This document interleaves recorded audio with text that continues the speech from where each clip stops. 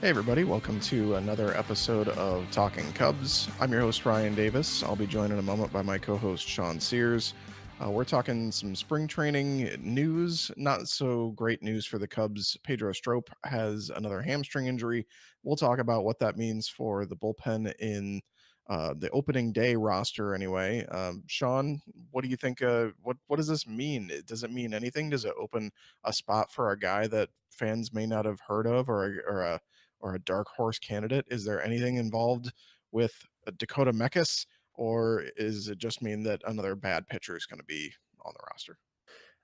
It's probably the latter, unfortunately. As much as like guys like Mekis and Webster have impressed in spring training, it likely makes more sense for the Cubs to go with one of these guys they sort of probably should put on the roster just simply because of how much they either owe them or lack of options, whatever it may be. Basically, like it's probably going to be more likely Brian Dunson or Brandon Kinsler make this roster as opposed to Mekis or Webster pulling up from the minors. So that's disappointing because especially someone like Alan Webster has been lights out so far this spring training.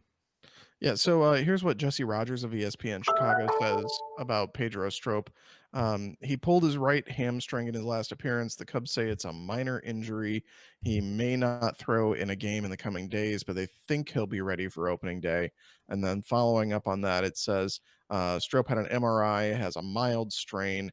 If you're curious about it, it was his left hamstring last year, not his right, so it's a different leg, and it happened on the final pitch on Saturday. So it's possible that he may not be ready for opening day. They think as of now that he will, but anytime you're talking hamstrings, you're a little nervous about it, especially with Pedro Strop.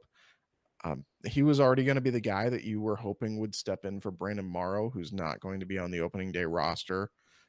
After him, you've got a couple guys with closers experience in Steve Cishek and Brad Brock. Then you've got Carl Edwards Jr. And then after that, I was thinking coming into this, oh, well, this is going to create some fun bullpen discussion hypotheticals about, like we said, guys who maybe could be making the roster. But then I looked and I saw, okay, so outside of the three I listed, you've got Tony Barnett, you've got Tyler Chatwood, who's going to need a bullpen spot most likely.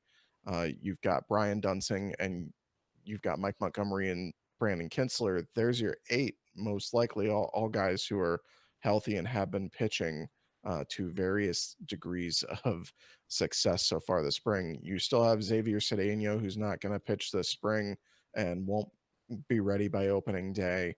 You have a few other guys that, like you mentioned, Alan Webster's looked really good this spring. Dylan Maples has looked good at times, although I think some of that's a bit of a mirage. And then you've got guys like Alec Mills and Randy Rosario, uh, Dakota Meckes. So there are some guys that I think are talented that it'd be nice to see them get a chance to make the roster, but can they leap over the Tony Barnetts and Brandon Kinslers of the world? I don't think so. So I think all this does is, at the end of the day, say if you lose Pedro Strop, your bullpen's just that much weaker. Yeah, that's really what it is. I mean, we were talking about it before we got on here. At first, you kind of think like, okay, well, Pedro Strop going down, someone has to step up, and then you kind of start counting the names, and it's like, oh, this kind of just made the bullpen decision easier for the Cubs. They don't have to figure out what to do with someone else now. They can just be like, all right, well, you're on the roster here for a little bit. As we know, Brandon Morrow is going to be out at least for all of April. He's been ruled out for so far this season. You're going to need someone to step up. This bullpen isn't bad. It's just a lot of it depends on how good Pedro Strop is. And now you have to worry about it or injuries as something you need to kind of set yourself up for. Pedro Strop. Obviously, he hasn't been too injured in his entire career with the Cubs, but over these last, 6 months or whatnot, obviously with these two hamstring injuries, you're concerned a little bit, not necessarily because he's going to turn into an injury, prone person, but just injuries on your hamstrings, particularly a pitcher, it's tough. You talk about your left hamstring, that's your land, that's your plant leg, and then your right hamstring, that's your drive leg. Those are your two most important things in pitching, and if those aren't comfortable or constantly hurting you as you're throwing, it's going to throw everything else off. So you're concerned, but yeah, I think it's more of we hope that Edwards, Cishek, and Brock maybe or whoever else can maybe contribute in some way, but beyond that, you're just hoping the Cubs don't need a ton of high leverage reliever use in the early part of the season. Yeah, and another guy that I think is worth pointing out, obviously this is all small samples and throw it out because it's spring training, but Junichi Tazawa has had a couple decent appearances this spring. That's a guy that I think the Cubs were hoping, maybe could be competing for a spot in the bullpen. Then you've got other non-roster guys, like we said, Webster, there's George Contos, there's Ian Clarkin. So there are other guys. They've built up this massive amount of depth for this very reason, for the fact that they don't have these dominant bullpen arms. It's been a really interesting way that they've gone about building their bullpen for this year.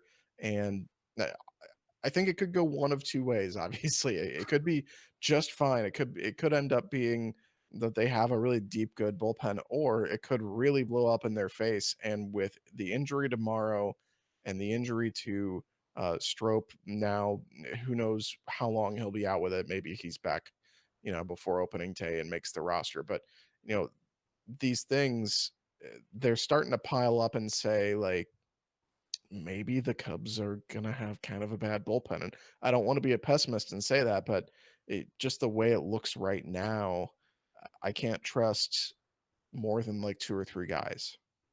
Yeah, that's really someone's going to have to step up and blow us away, or at least show they can be reliable in some way. Because you've got three guys you're kind of trusting. If you're assuming Strope, and even Morrow is not someone I'm 100% confident in, but you've got Strope, and you've kind of got everyone else. And now that everyone else has to have a more significant role, it's kind of like, it'd be great if Pedro Strope was around. So I mean, it'll be interesting. But like you said, I mean, this could end up working out just fine. The Cubs could have enough depth, and they've taken enough guys like these George Contos of the world that are on this roster, but not really sure what their refined role is. They've got these guys here now for this exact reason. You hope maybe they step into this and it works out, but it there's a reason that a lot of teams don't do it this way. You're taking a lot of risk and hoping that some of these guys work out in a way that ultimately ends beneficiating the club in some way. I mean, you talk about like Jesse Chavez. I mean, no one expected him to turn into the guy he was, and the Cubs are kind of hoping they find that lightning in the bottle again. But you really are taking a risk, because there's a reason you were able to get this player at this rate without having to pay as much money as you wanted to. He's not a reliable commodity, and that's kind of what the Cubs have right now. Just kind of a bunch of question marks, and hopefully Pedro Strop. Yeah. Well, hopefully Tony Barnett is their or their is their Jesse Chavez. We'll see. It's very possible. Like you said, there's a guy who didn't have a necessarily a track record of amazing success. And then as the season goes on, they'll figure out who's doing well and who's not. And then the guys, like if Dylan Maples is going well, he'll be up. Dakota Mekas, I would expect, will be up at some point. If Alan Webster is for real, he'll be on the big league roster at some point. So the depth will be around. It's not like these guys are all of them going to go poof and be gone.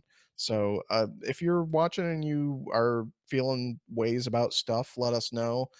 Tell us how you feel about the bullpen, and obviously Pedro Strop injury. Nobody likes that, but tell us your vibe. Are you feeling positive? Are you feeling negative? Go to the comments down below. Let us know. Be sure to click that subscribe button. We're starting to build up a small subscriber base, which is cool. We appreciate you guys following along, and we will talk to you again next time.